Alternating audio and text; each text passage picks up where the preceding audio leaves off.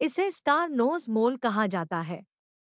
इसके मुंह पर बनी अजीब तरह की नाक किसी सितारे के जैसे दिखती है, इसीलिए इसका नाम ऐसा पड़ा। इनकी अजीबोगरीब नाक बहुत ही कम ऑक्सीजन वाली जगह पर भी इन्हें जिंदा रखती है। ये अपने नाक से छूकर ही पता लगा लेते हैं कि सामने पड़ी चीज खाने लायक है या नहीं।